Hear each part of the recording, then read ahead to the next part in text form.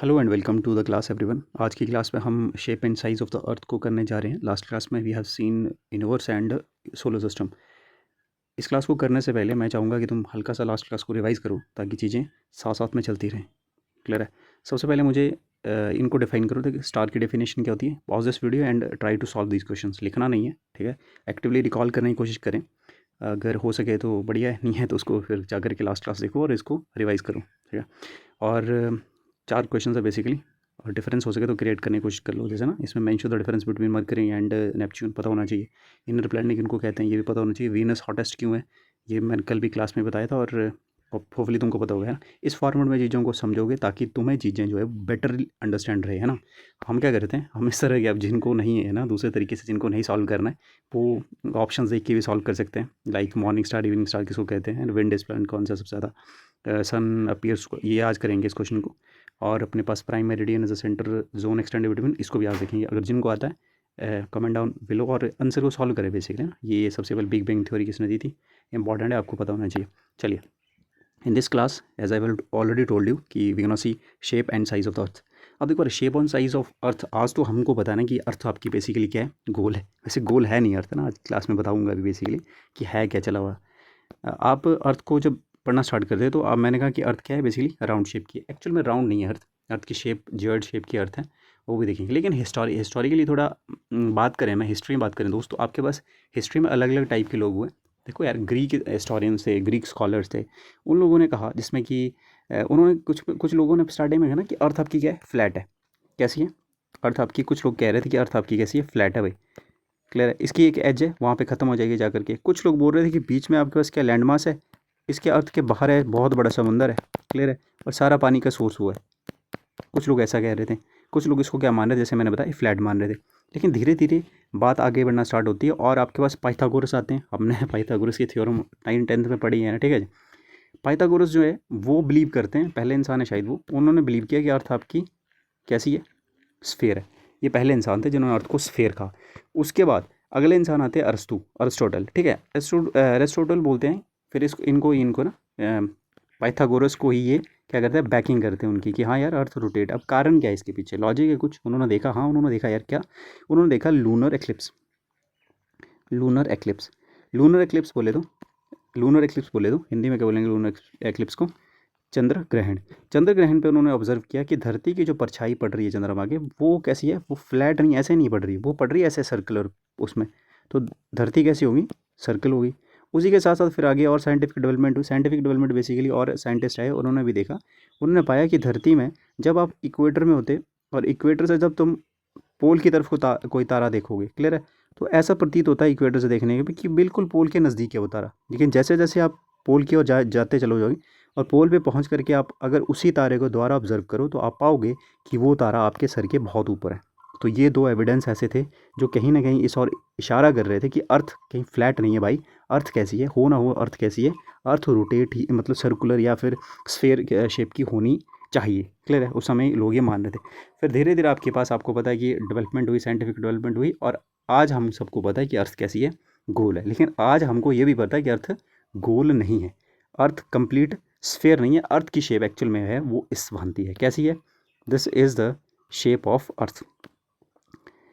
अब अर्थ की अगर शेप की बात करूं तो याद रखो, अर्थ की इस शेप को बोलते हैं कि ये क्या है, ये है आपके पास ऑब्लेट स्फेरॉइड। स्फेरॉइड लिख लेना, this is the shape of earth, oblate spheroid. इसी को बोल देते हो आप, क्या है ये, जियोइड, ठीक है, जियोइड। जियोइड या फिर ऑब्लिट स्फेरॉइड किसकी शेप है, धरती की शेप है। अब ये है किस तरह की शेप, देखो this is not circular, circle या क्या है कि ये कैसी नहीं है, राउंड शेप की तो बिल्कुल नहीं लग रही है। देखो ये आपके पास धरती का कौन सा हिस्सा है, दिस इज इक्वेटर। इक्वेटर से धरती जो है वो थोड़ी बाहर की तरफ को निकली हुई है, दिख रहा ना तुमको ये, देखो दोस्तों ये इक्वेटर से बाहर को निकली हुई है। इसका मतलब इक्वेटर से धरती आपकी बल्ज है, बल्ज बोले तो बाहर को फैली हुई है, ठीक है।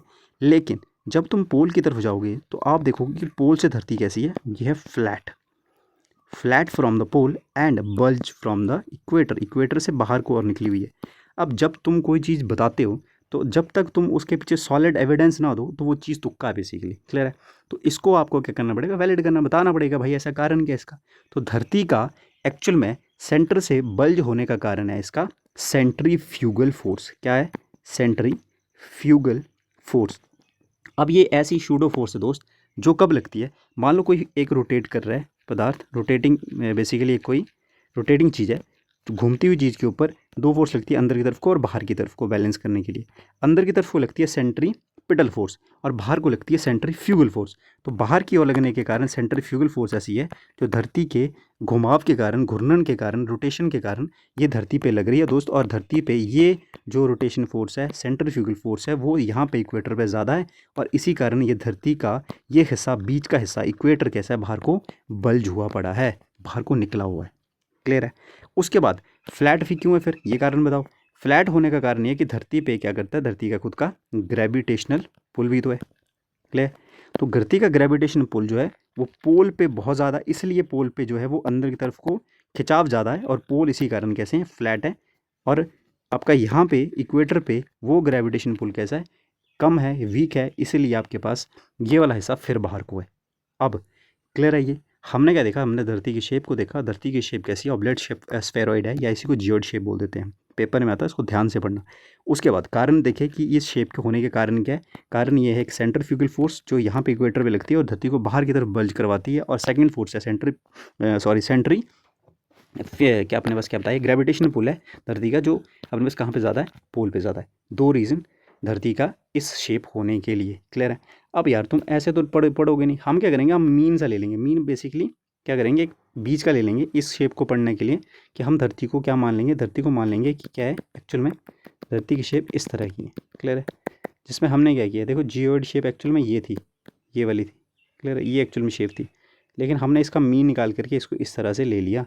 क्लियर है? क्लियर है? समझ गए? तो ये आपके पास क्या है, धरती का एक्चुअल में शेप ये है और हम मान करके चल रहे हैं ये। क्लियर है? धरती की ये शेप अपने पास हमने देख लिया, कारण भी देख लिया। नेक्स्ट मूव करते हैं। नेक्स्ट आप देखो तो धरती जो है दोस्त अपनी एक्स के ऊपर टिल्ट भी है, ये भी पता होना चाहिए आपको। अब धरती जो है, मैंने कहा वो धरती कैसी है,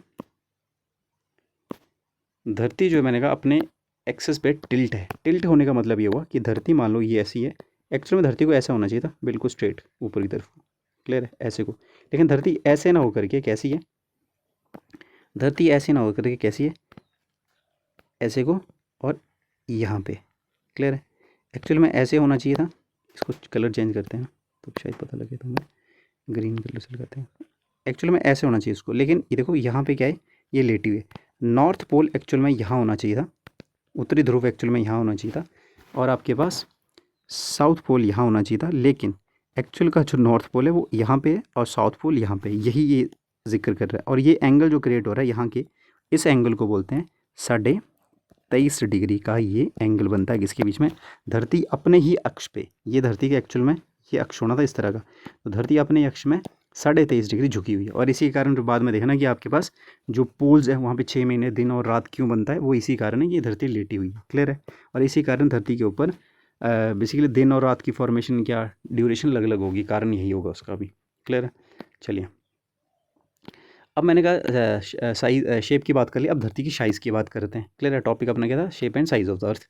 अब धरती की साइज़ की बात करते हैं कि धरती एक्चुअली में बड़ी है कितनी। अगर धरती को गोल मान लिया जाए, जो कि हमने मान लिया है, ठीक है, एक्चुअल में तो तुम्हें पता है कि इसकी शेप कैसी है, वो भी दिमाग में बैक ऑफ द माइंड वो भी होना चाहिए तुम्हारे पास। अब कोई भी गोल चीज़ है दोस्त, तो उसके क्या होता है, एक तो उसका डायमीटर होता है, ये तो सब पता तुमको ना, परिधि बोलते हैं जिसको, और एक उसका होती है त्रिज्या। तो आपको डायमीटर हो सके तो याद करने की कोशिश करना, अगर नहीं होगा तो कोई बात नहीं, लेकिन तुमको त्रिज्या पता होनी चाहिए कि धरती की त्रिज्या, क्योंकि इसके बाद मैं तुमको धरती का इंटीरियर करवाऊंगा। क्लियर है? और वहाँ पे मैं ये बार बार ये कोट करूँगा कि धरती की जो त्रिज्या है वो क्या है, इतनी है 3671 किलोमीटर। ठीक है जी? तो ये हिस्सा, इतना सा हिस्सा क्या है, ये धरती की मीन त्रिज्या है। मीन होगी ना ये, है ना? मीन क्यों?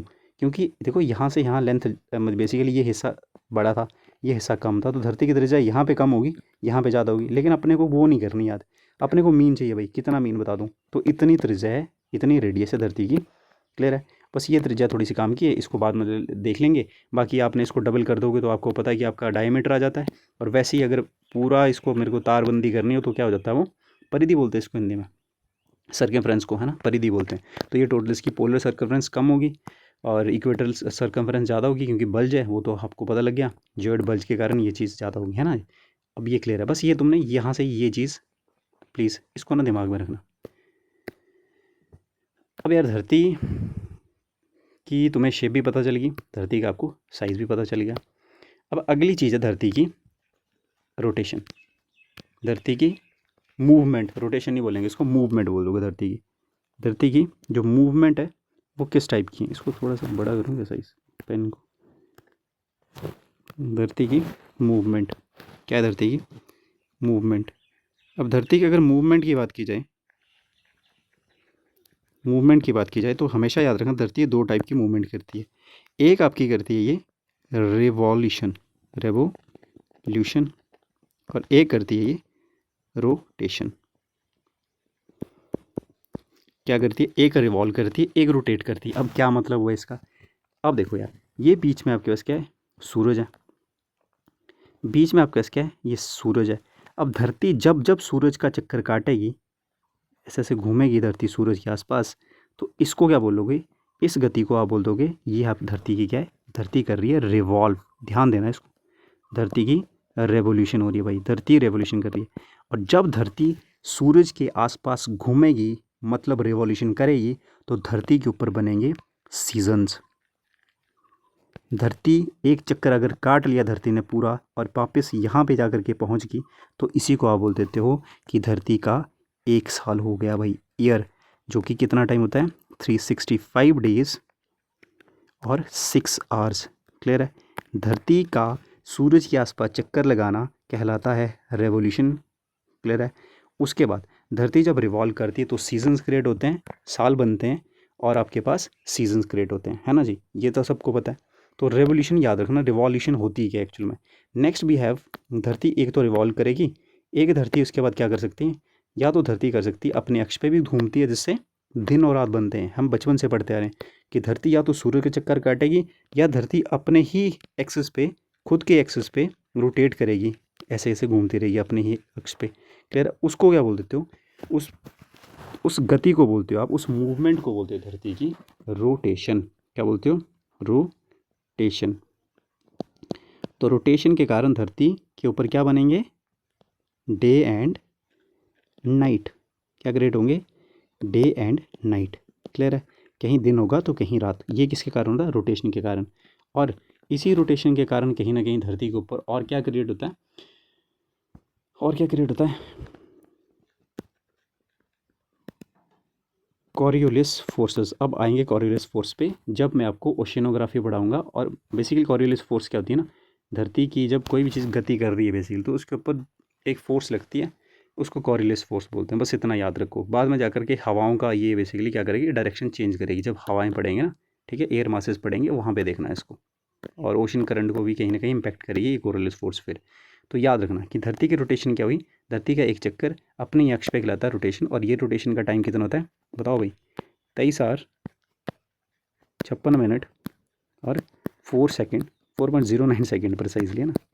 इतना टाइम लगता है धरती को क्या अपने अक्ष पे घूमने से। और इससे क्या बन गया, यही तो डे है ना आपका 24 घंटे का, क्रिएट हो गया डे।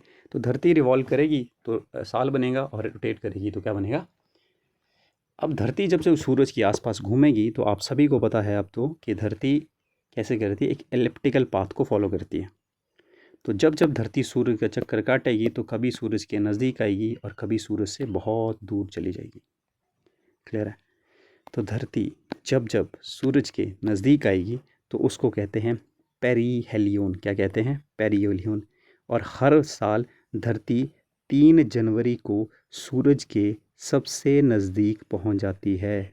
इस डिस्टेंस को देख लो, क्या करोगे इसको बोलोगे तुम पेरीहेलियन।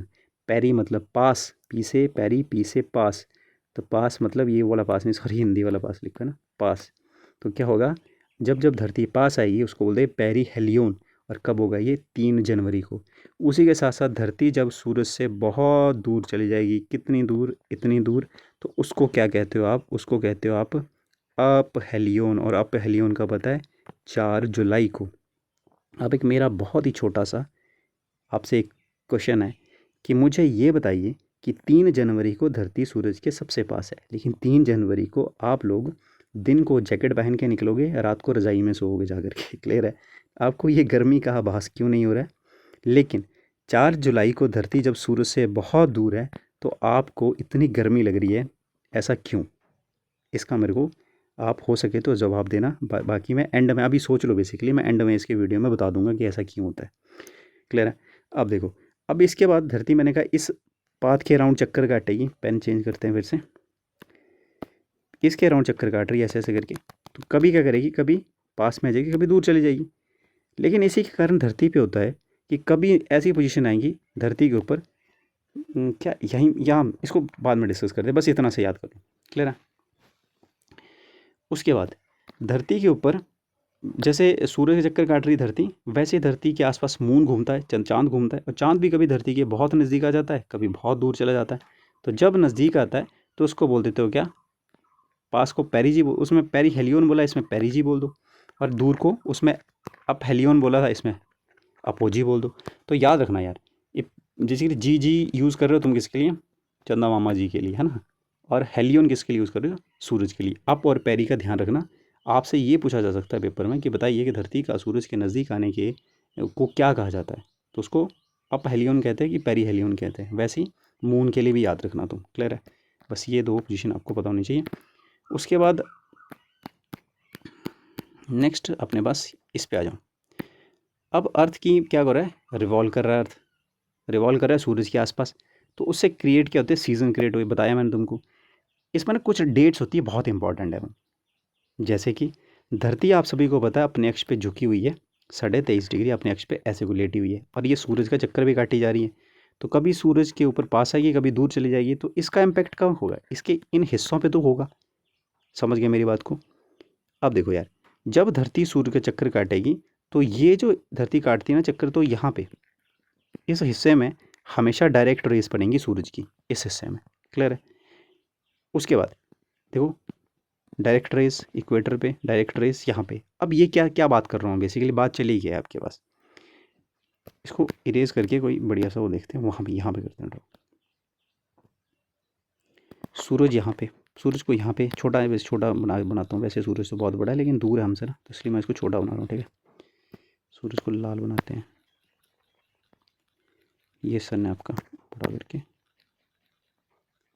लाल तो है नहीं भाई, तो पिंक है भाई। रेड था क्या, कलर था तो बना सूरज। ड्राइंग बन गया भाई सूरज। लो भाई, रुक जा, गोल हो जा। ठीक है, अब धरती बनाते हैं। धरती थोड़ी बड़ी बना रहा हूँ कि दूर है हम लोग। ठीक है? सूरज छोटे काम है क्योंकि कैसा है, हमसे दूर है। अब धरती सीधी ना होकर के कैसी है, ऐसी ना होकर के धरती कैसी है, ऐसे को है, टिल्टेड है। ये तो पता तुमको, ऐसे को है। तो ये इसका नॉर्थ हेमिस्फीयर है, सॉरी उत्तरी ध्रुव है। ये इसका साउथ पोल है, सॉरी ध्रुव है ना। अब होता क्या है, सूरज से चलती है लाइट्स। सूरज से क्या चलती है, सूरज से चलती है प्रकाश की किरणें। अब धरती का अगर बीच लूँ तो हमेशा याद रखना, ये धरती का बीच वाला हिस्सा होगा, ऐसे इक्वल पार्ट में। और जब भी बीच वाले हिस्से को बोलते हैं इक्वेटर। क्लियर है? इक्वेटर से ऊपर, इक्वेटर से नीचे, ऐसे लाइंस क्रिएट कर रहा हूँ। तो हमेशा जो लाइट, सूरज से आने वाली लाइट होगी, वो इस रीजन में सीधी गिरेगी, इक्वेटर वाले हिस्से में। क्लियर है? और ऐसा तो है नहीं सूरज का ये पोजीशन रहेगी। कभी सूरज अपने, वैसे सूरज ऊपर नीचे धरती जाती है, लेकिन सूरज को मान के चल रहा हूँ ताकि समझ आओ तुम। कभी सूरज ऊपर को जाएगा, कभी सूरज नीचे को जाएगा। होगा इससे ये कि जब सूरज नीचे को जाएगा तो धरती का ये हिस्सा जो है, इस पे रेज डायरेक्ट पड़ना स्टार्ट होगी। क्लियर है? नीचे वाला हिस्सा, कलर चेंज करते हैं, ये वाले। ठीक है? नीचे जाएगा तब, जब नीचे जाएगा तब, या ये हिस्सा सूरज के बिल्कुल स्ट्रेट या यहाँ पे रेज पड़ना स्टार्ट करेंगी। और जैसे ही ऊपर की तरफ जाएगा तो इसमें ऐसे रेज पड़ना स्टार्ट होंगी। क्लियर है? लेकिन कभी कभी होता क्या है कि सूरज जब ऊपर जाएगा दोस्त, तो इस हिस्से में, उत्तरी ध्रुव में, तो हमेशा रहेगा, दिन बहुत बड़ा हो जाएगा। बेसिकली लाइट पड़ने का मतलब तो यही होता है ना कि दिन वहाँ पे ज़्यादा होगा। तो उत्तर की तरफ को जाने से सूरज का यहाँ पे डे टाइम इंक्रीज़ कर जाएगा। दिन का टाइम मतलब डे जो लाइट है बेसिकली वो इंक्रीज़ कर जाएगी। लेकिन जैसे जैसे साउथ की तरफ को नीचे को उतरेगा, वो क्या हो जाएगा, यहाँ पे नॉर्थ में कम हो जाएगा दिन, यहाँ पे बढ़ जाएगा। तो साउथ में डे इंक्रीज होगा जब नीचे की ओर आएगा सूरज। क्लियर है। एक्चुअली मैं फिर से बता रहा हूँ कि ये बेसिकली पोजीशन किसकी है, सूरज स्टेशनरी है, अगर अर्थ की कंपैरिजन बात करें तो अर्थ घूम रही है उसके पास, लेकिन समझाने के लिए बता रहा हूँ। क्लियर है। अब देखो, लेकिन ये हिस्सा कैसे होगा दोस्त, कभी सूरज क्या करेगा इक्वेटर के ऊपर, जब ऊपर जाएगा, जैसे अभी ऊपर चला गया फिर वापस भी तो आएगा नीचे को, तो एक बार ऊपर जाते टाइम यहाँ पे पहुँचेगा बीच वाले हिस्से में इक्वेटर में, एक ऊपर से नीचे आते आते यहाँ पहुँचेगा। तो सूरज क्या करेगा, 2 बार साल में पोजीशन क्या करेगा, इक्वेटर पे आएगा। जब जब इक्वेटर पे सूरज गिरेगा तो आपके पास लाइट जैसे बीच में होगा ना, तो ऊपर को भी उतनी लाइट देगा और नीचे को भी उतनी लाइट देगा। तो मतलब इक्वेटर पे आते ही सूरज की रे जब इक्वेटर पे सीधी पड़ेंगी तो आपके पास नॉर्थ हेमिस्फेयर में भी, उत्तरी ध्रुव बोलते, उत्तरी जो आपके पास गोलार्ध है उसमें भी सेम दिन होगा और सेम रात होंगी, मतलब दोनों में डे टाइम इक्वल रहेगा नॉर्थ और साउथ हेमिस्फेयर में। ये क्लियर है। उसके बाद लेकिन जब सूरज ऊपर की तरफ चला गया तो इसका मतलब क्या होगा, यहाँ पे लंबा दिन होगा, यहाँ पे लंबी रात होगी। अब एक बार इसको फोटो पे देखो, अब तुमको शायद ये समझ आ जाए, शायद, फिर भी अगर नहीं आएगा तो फिर इसको दोबारा से बता देना मेरे को, फिर से मैं क्लियर कर दूंगा करके। क्लियर है। अब देखो, ये नॉर्थ हेमिस्फीयर है, ये साउथ हेमिस्फीयर है। सूरज की डेट देखो, ये है जून की, क्या ये जून 21। लेकिन जून 21 से जाने से पहले एक बार ये पोजीशन देखो तुम, ये वाली, इसमें सूरज की रेज डायरेक्ट पड़ रही किस पे, किस पे, सेंटर पे, बिल्कुल धरती के बीचों बीच यहाँ पड़ेंगी जाकर के इस हिस्से में। इससे होगा क्या कि धरती के ऊपर इक्वल दिन और इक्वल रात होंगे दोनों ही गोलार्ध में। गोलार्ध मतलब धरती का ऊपर वाला हिस्सा भी, यहाँ पे भी, यहाँ पे भी। क्लियर, क्योंकि सूरज की लाइट है यहाँ पड़ रही है, डायरेक्ट सूरज यहाँ पे है। बेसिकली मानो कि सूरज यहाँ पे अभी, तो ये लाइट इक्वल देगा दोनों हिस्से में, तो दिन और रात दोनों बराबर होंगे इन हिस्सों में। तो इसको बोलते हैं इक्विनॉक्स। क्या बोलते हैं इसको, इक्विनॉक्स। और इक्विनॉक्स साल में 2 बार होगा। मैंने तुमको बताया, एक बार सूरज ऊपर जाएगा तब इक्विनॉक्स होगा, एक बार नीचे आएगा तब इक्विनॉक्स होगा। क्लियर है। तो इससे होगा क्या, जब ऊपर जाएगा तो कौन सी तारीख को जाता है, 21 मार्च को, तो उसको बोलते हैं नॉर्थ हेमिस्फीयर का स्प्रिंग होती है नॉर्थ हेमिस्फीयर में उस समय की, हमारी स्प्रिंग चली ना समय, तो इसलिए इसको बोलते हैं स्प्रिंग इक्विनॉक्स। और इसके बिल्कुल ठीक नीचे आ जाओ तुम। अब सूरज ने क्या किया, अब सूरज ऊपर की तरफ चलना स्टार्ट किया उसने, ऊपर की तरफ को मतलब इस तरफ मूव कर रहा है, यहाँ से यहाँ को मूव किया, वो ऊपर जैसे चलता गया तो अब आपके पास सूरज की पोजीशन पहुँच चुकी है यहाँ पे। तो अब क्या करेगा, नॉर्थ हेमिस्फीयर में तो दबा के दिन लंबे होने वाले हैं, ठीक है, लेकिन साउथ हेमिस्फीयर में बेचारों के पास दिन छोटे होने वाले हैं, ठीक है। यहाँ पे दिन लंबे होंगे, तो इट मीन्स साउथ हेमिस्फीयर में सूरज 21 जून को, इसके बाद देखेंगे हम, मैं तुमको शायद वो पहले पढ़ा देता ना ट्रॉपिक ऑफ कैंसर, तो तुमको अच्छे समझ आना था, ठीक है। बस इतना सोच समझ लो कि ये इक्वेटर है, इसके ऊपर एक ट्रॉपिक ऑफ कैंसर नाम की लाइन है 23.5 डिग्री पे, और इसके नीचे 23.5 डिग्री साउथ पे एक ट्रॉपिक ऑफ कैप्रिकॉर्न नामक की लाइन है, बेसिकली इमेजिनरी लाइन ड्रॉ की हमने। तो इस समय सूरज यहाँ पे ट्रॉपिक ऑफ कैंसर के ऊपर है, डायरेक्ट सर के ऊपर एस्केप।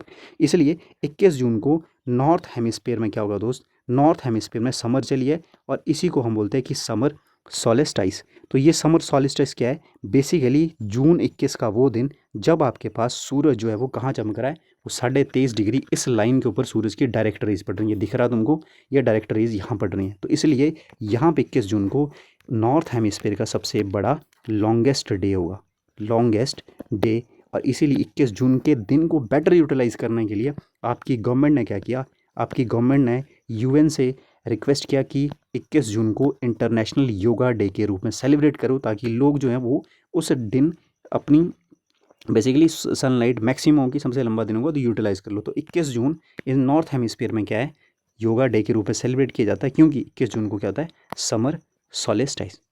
क्लियर है। उसके नीचे अब सूरज क्या करेगा, अब बिल्कुल मैंने कहा सूरज पहले, अब सूरज की पोजीशन यहाँ पे, अब सूरज नीचे को उतरेगा, फिर नीचे को उतरेगा तो बीच में इक्वेटर पे आ जाएगा। जब इक्वेटर पे आएगा इट मीन्स आपके पास एक दिन आएगा सितंबर का, और दिन गया 23 सितंबर का। उस दिन क्या होगा दोस्त, उस दिन सूरज इस पोजीशन पे पहुंच गया, अब क्या करेगा, इक्वल, क्या करेगा, इक्वल नॉर्थ में भी लाइट, इक्वल साउथ में भी लाइट। तो इसको बोलते हैं ऑटम, क्योंकि अब नॉर्थ हेमिस्फीयर में ऑटम स्टार्ट हो रहा है, और इसको ऑटम इक्विनॉक्स बोलते हैं। ये आता है 23 सितंबर को।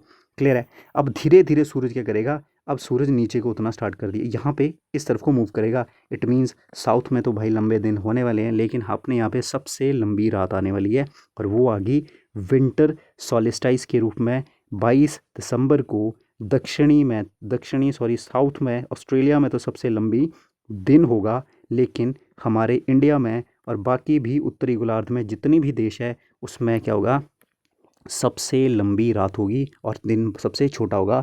और 22 दिसंबर को आप क्या बोलते हो, विंटर सॉलिस्टाइस। और आप ये देखो 21 जून को समर सॉलिस्टाइस। तो ये दिन आप याद रखना। होपफुली मैंने बहुत टाइम लगा दिया इस पर, इनको अच्छे से आपने एक बार देख लेना है। क्लियर है? ये हो गया अपने पास, होपफुली क्लियर हो गई। ये हमने ऑलरेडी देख लिया, ये भी देख लिया। अब क्या किया, अब उन लाइंस को पढ़ने का टाइम आ गया। मतलब आपने क्या किया दोस्त, आपने धरती के बीचों बीच से कुछ लाइंस निकाली। धरती को अगर तुमने गोल मान लिया ना, तो आप क्या करोगे, धरती को समझने के लिए आप धरती से कुछ इमेजिनरी लाइन ड्रॉ करोगे। क्या करोगे, कुछ इमेजिनरी लाइंस। तो जब तुम धरती से ऊपर से नीचे की तरफ को लाइन ड्रॉ करोगे, मान लो कि आपकी ना ये धरती है, फिर से खाली पेज बनते हैं, ये आ गया,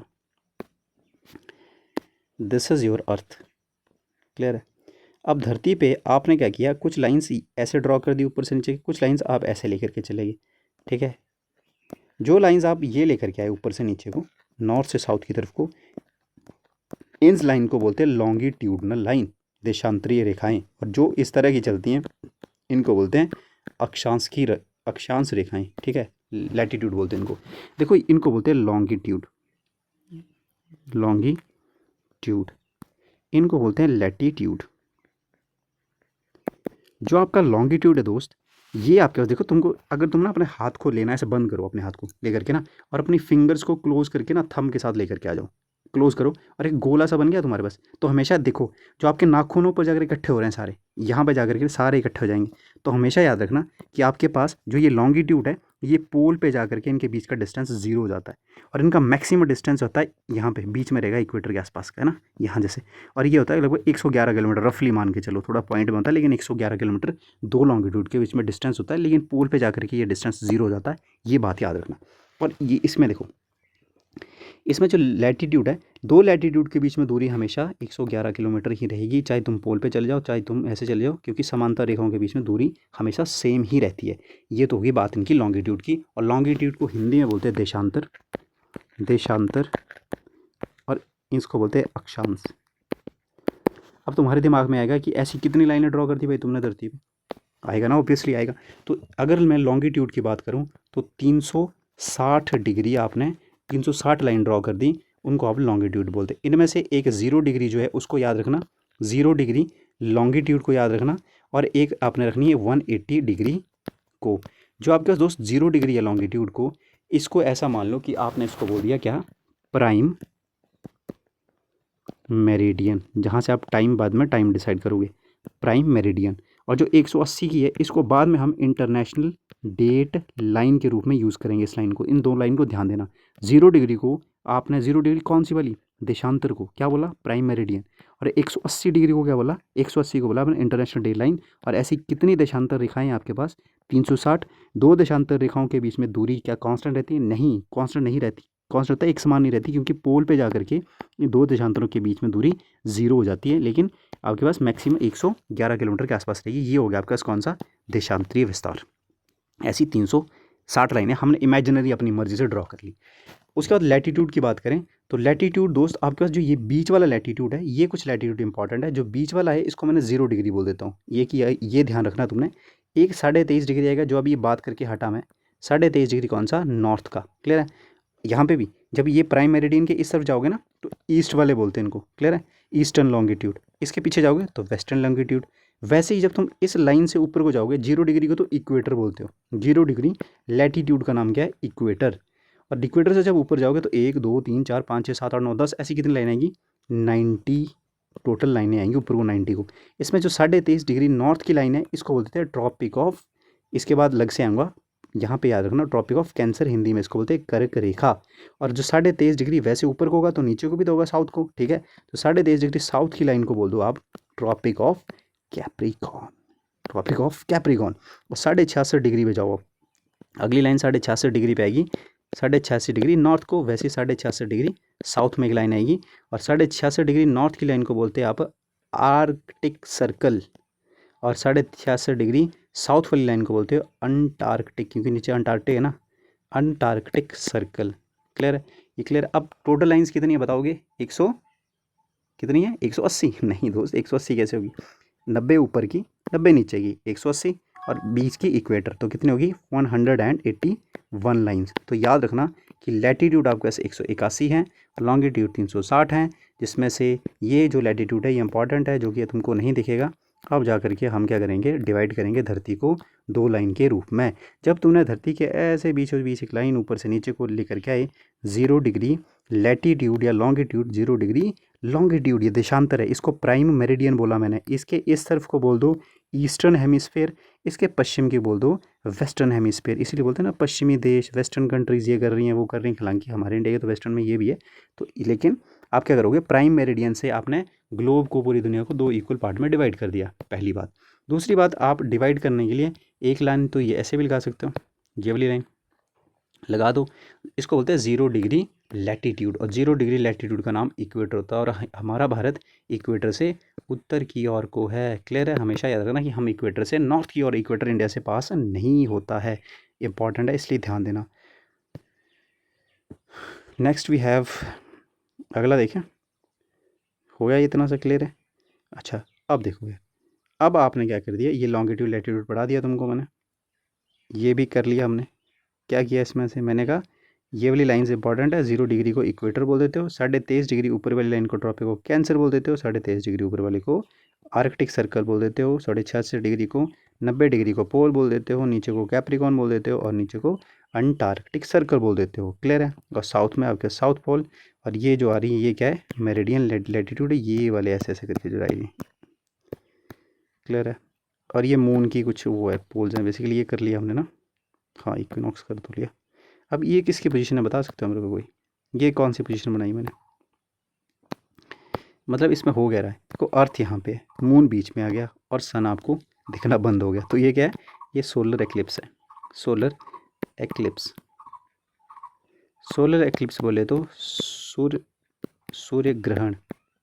सूर्य ग्रहण कब होता है, जब धरती के और सूरज के बीच में चंद्रमा आ जाता है, तो आपको सूरज ढका हुआ प्रतीत होता है, और ये कुछ मिनट्स में हो जाता है। ठीक है, ज़्यादा टाइम लंबा होता नहीं है, छोटा ही होता है सूरज, बेसिकली सन सोलर एक्लिप्स कम टाइम का होता है, कुछ मिनटों का होता है। अच्छा, अब धरती से तुमने सूरज को देखा, सूरज तुमको ढका हुआ प्रतीत हुआ, इसमें से जब बेसिकली, और ये हमेशा इसे देखो, मून आएगा ना बीच में, तो न्यू मून वाले दिनों में ऐसे करिए, अगर मान लो कि इतना सा ढक लिया इसने, इतना सा ढक दिया, तुमको बार का खाली रिंग सा दिखेगा, तो उसको डायमंड रिंग प्रोसेस बोलते हैं। क्लियर है? मान लो कि इतना हिस्सा तुमको नहीं दिख रहा है धरती से, काला करते हैं इसको, थोड़ा बढ़ाते करते हैं, काला हो जाएगा ना ये। ठीक है, सूरज दिखना बंद हो गया तुमको, तो आपको सिर्फ दिखेगी आउटर, क्योंकि मून इतना बड़ा है नहीं कि सूरज को ढक से, और वैसे ही बहुत दूर है, तो इस तरह का हो जाएगा कुछ। क्लियर है?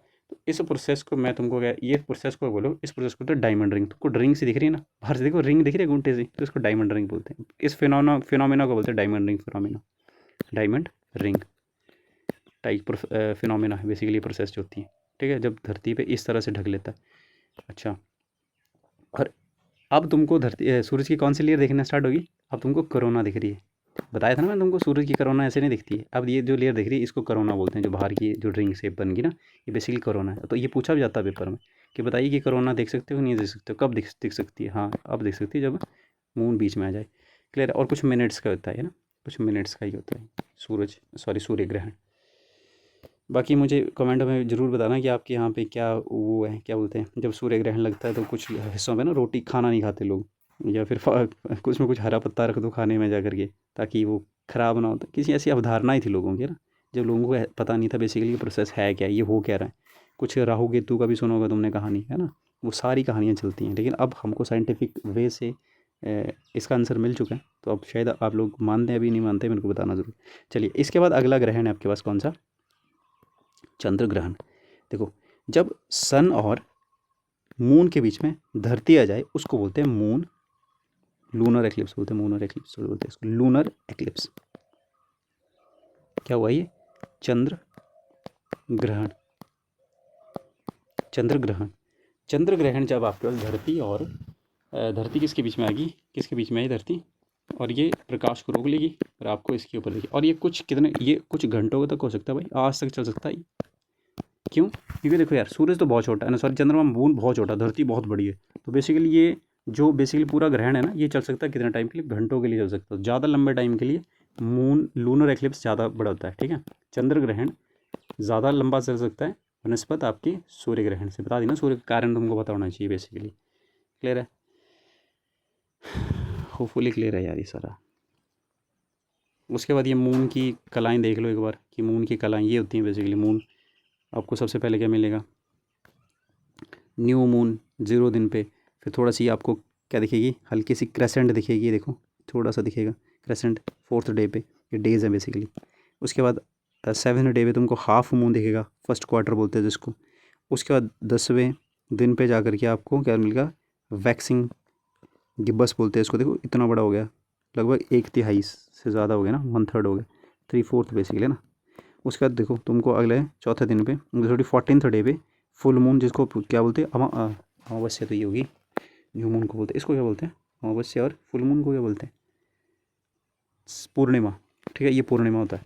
उसके बाद आगे नेक्स्ट अब आपके पास क्या होगा, फिर से वो किसका डिक्रीजिंग, फिर इसको वैनिंग गिब्स बोलेंगे, ठीक है, गिब्बस बोलेंगे, सॉरी वैनिंग गिब्बस। कब होगा ये होगा 18th डे पे। उसके बाद 22वें दिन पे फिर से होगा, last quarter half of the moon हो जाएगा। फिर उसके बाद वैनिंग क्रेस्टन होगा। देखो वैक्सिंग और वैनिंग में ध्यान देना दोस्तों।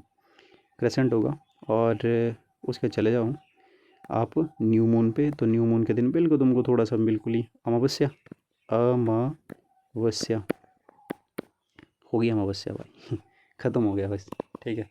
और सूर्य ग्रहण आपको कब दिखता है, न्यू मून वाले दिन। और चंद्र ग्रहण हमेशा कब लगेगा, फुल मून वाले दिन। ऑब्वियसली इतना सो तुमको पता होगा, है ना। कहानी ख़त्म होगी। चलिए see you in the next class. तो जो मेरे को क्वेश्चन थे उनका आंसर कर लेता हूँ और उसके बाद इस क्लास को क्लोज़ करते हैं। और अगर आप यहाँ तक मेरी वीडियोस देखते हो तो थैंक यू सो मच यार। चलिए ये देखो क्या बोल रहा है, डिफाइन स्टार। तो स्टार क्या है, स्टार वो सेलेस्टियल बॉडी है जिसके ऊपर खुद की लाइट है और खुद की एनर्जी है, इस कॉल्ड स्टार। और स्टार के पास अपना इतना बड़ा मास है कि उसके आसपास और सेलेस्टियल बॉडी रोटेट करती हैं, जैसे कि प्लैनेट। क्लियर है? उसके बाद स्टार के ऊपर हमारा जो सन है वो एक स्टार है, और सन के ऊपर हाइड्रोजन हाइड्रोजन मिलकर हीलियम बनाते हैं और उसको न्यूक्लियर फ्यूजन रिएक्शन बोलते हैं। क्लियर है? Why the Venus is hottest, Venus is hottest due to carbon dioxide gas. उसके ऊपर कार्बन डाइऑक्साइड गैस के थोड़े बहुत क्लाउड हैं, इसीलिए हीट ट्रैप हो जाती है। और वीनस सबसे गर्म ग्रह है क्योंकि दूसरा है ना ये नंबर में, ये सबसे पहले मरकरी था। मरकरी क्लोज, सूरज के क्लोज है, लेकिन फिर भी गर्म नहीं है क्योंकि वीनस है गर्म। कारण यही है कि वीनस के ऊपर CO2 के क्लाउड है भाई। क्लियर है? Mention any 2 differences between Mercury and Neptune. Mercury क्या हुआ, बुध, और नेपच्यून हुआ आपके पास अरुण, नेपच्यून यूरेनस, नेपच्यून, नेपच्यून हुआ आपका अरुण वरुण, ठीक है, ये वरुण हुआ। और ये आपके पास कौन सा हुआ, बुध। बताओ यार, मरकरी सबसे पहला है, ये सबसे लास्ट का है। पहला डिफरेंस तो ये हो गया। दूसरा डिफरेंस ये हुआ कि ये पास होने के कारण थोड़ा गर्म है, ये बहुत ठंडा है, इसको आइस जाइंट बोलते हैं। यहाँ पे बहुत तगड़ी तगड़ी विंड्स चलती हैं, ऐसा इसमें ऑब्जर्व किया नहीं गया। दूसरी बात, ये इसको इनर प्लैनेट की श्रेणी में रखते हैं। ये इनर प्लैनेट, इसके नीचे अगला क्वेश्चन है, ये आंतरिक ग्रह है, ये बाहरी ग्रह है। इसके ऊपर हार्ड सर्फेस है, भाई के पास है नहीं। ये बहुत जल्दी रोटेट कर जाता है 88 डेज़ में। ये 164 साल लेता है शायद घूमने का, एक चक्कर लगाने का, ये 88 डेज़ में रिवॉल्व कर जाता है। तो ये कुछ डिफरेंसेस हैं। और मैंने कहा ये इसमें गैसेस जाइंट है, ये आपके पास क्या है, ये आपके पास क्या है, ये हार्ड सरफेस का है, इनर प्लैनेट है, टेरिटोरियल प्लैनेट है, टेरेस्ट्रियल प्लैनेट है।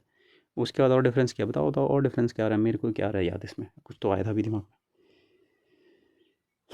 क्या याद आया था। हाँ, इसके मून है भाई, ठीक है। इसके बाद चंद्रमा, इसके बाद चांद ही नहीं है। और क्या आया था, और भी आया था कुछ, बस चलो इतना। साइज़ में ही छोटा बड़ा है, वो तो शायद बात होगी भी थी। What is the inner planet, inner planet किनको कहते हैं। देखो यार, इनर प्लैनेट वो प्लैनेट है, धरती से आगे मंगल, मंगल के बाद में धरती, धरती से बाद वीनस, और वीनस के बाद मरकरी। तो ये 4 जो इनर प्लैनेट है जो अंदर की तरफ को, जिनके हार्ड सर्फेस जो पहले क्रिएट हुए होंगे। उसके बाद गैसेस प्लैनेट है बाहर की तरफ को, ठीक है। जो इनर प्लैनेट, इन 4 आंतरिक प्लैनेट को कहते हैं what are the inner planet, जो सूरज के क्लोजेस्ट है। चलिए नेक्स्ट अपने पास क्या है, मॉर्निंग स्टार किसको कहते हैं, बताओ भाई दोस्त। मॉर्निंग स्टार किसको कहोगे, मॉर्निंग और इवनिंग स्टार कहते हैं आप किसको, वीनस को। वीनस को और क्या कहते हैं, मॉर्निंग स्टार, इवनिंग स्टार, अर्थ की twin, brightest planet, hottest planet, hottest वैसे वाला गर्म है ना। और उसके बाद क्या होता है इसमें, हाँ ट्विन अर्थ की, क्योंकि अर्थ की तरह दिखता है सेम सेम। उसके बाद क्लाउड है भाई के ऊपर, वीनस खत्म हो गया, वीनस, ठीक है। विंडियस्ट प्लैनेट बता दिया, नेपच्यून जैसे विंडियस्ट प्लैनेट, सबसे हवा चलती है हमें। Sun appears to with closest to the earth, कब होता है भाई सूर्य सबसे नज़दीक, 3 जनवरी को। हाँ जी, 3 जनवरी को सबसे दूर 4 जुलाई को। अब गर्मी क्यों लगती है बता दो मेरे को। देखो यार 3 जनवरी को मैंने कहा अर्थ आपकी ऐसे को है, टिल्ट है। हम रहते हैं नॉर्थ हेमिस्फीयर में यहाँ पे। तो 3 जनवरी को जब धरती सूरज के सबसे नज़दीक होती है तो हम ना एक्चुअली में सूरज से दूर है। इस तरह से झुकी हुई है धरती, ऐसे झुकी है। अगर मान लो धरती सीधी होती, ऐसे को बिल्कुल स्ट्रेट होती, तो 3 जनवरी के दिन जब नज़दीक था भाई दबा के गर्मी पड़नी थी, लेकिन तिरछी है। तो सूरज की लाइट ही तिरछी पड़ रही है अपने पे 3 जनवरी को, क्योंकि सूरज अब क्या है, अब सूरज नीचे की तरफ को उतर गया, यहाँ पे पहुँच गया। तो देखो लाइट बहुत तिरछी तिरछी पड़ रही है, इसलिए हमको वो गर्मी महसूस नहीं हो रही धरती क्लोज होने के कारण ही। लेकिन 4 जुलाई को धरती बहुत दूर चली जाएगी। दूर तो चली जाएगी, दूर चली जाएगी, लेकिन अब अपने पास ये हिस्सा कौन सा है, ये नॉर्दर्न हेमिस्फीयर का हिस्सा ऐसे को, ये वाला हिस्सा अब ऐसे आ चुका है, ऐसे को चुका, घूम घाम के ऐसे पहुंच चुका है। देखो यार अब क्या करेगा। और 3-4 जुलाई को धरती का, वैसे सूरज की अपरेंट पोजीशन भी ऊपर को है, कभी नीचे जा गया नहीं, वो इक्वेटर से नीचे नहीं गया, वो तो इक्वेटर से ऊपर, इसलिए वो दबा के गर्मी फील होगी तुमको 4 जुलाई को। इसलिए ये कारण था इसका, धरती का ये एक्सेस पे, अपनी एक्सेस पे झुका होना कारण है इसका, ताकि तुमको गर्मी तब फील नहीं होती है। होपफुली क्लियर होगा। 40 मिनट की वीडियो होगी भाई। The prime meridian is the centre of the time zone extending between, time zone नहीं बताया मैंने, चलो टाइम जोन को अगली क्लास में करेंगे फिर। बस याद रखना कि ये जो प्राइम मेरिडियन है, जो 0 डिग्री लॉन्गिट्यूड है, उसको हम टाइम के रूप में यूज़ करते हैं बाद में, और वो ग्रीनविच इंग्लैंड से पास होता है। और ये डिफरेंस है बस, उसको ना इस लाइन के 7.5 डिग्री वेस्ट की तरफ को और 7.5 डिग्री ईस्ट की तरफ को ये बोलते हैं हम the prime meridian as a centre of time zone extending. जो प्राइम मेरिडियन वाला टाइम है वो इसके बीच में आता है, बाद में करेंगे डिस्कस, बस इतना समझ याद रखना कि 7.5 का है इसका। अच्छा नेक्स्ट है scientist who proposed big bang theory. किसने प्रपोज की थी अभी? George Lemaître. कहाँ का था? बेल्जियम का, 1927। और एडविन हब्बल कौन था? एडविन हब्बल वो इंसान था जिसने कि एक्सपेंडिंग यूनिवर्स हाइपोथेसिस दी थी, जिसके अनुसार आपका यूनिवर्स एक्सपेंड कर रहा है, और उसने अभी जॉर्ज लेमेत्रे की बिग बैंग को थोड़ी बैकिंग कर दी, क्लियर है, कि क्लोजेस्ट होने के कारण। तो यार ये था आपके पास shape and size of the earth. See you in the next class. Thank you so much for watching. Bye bye.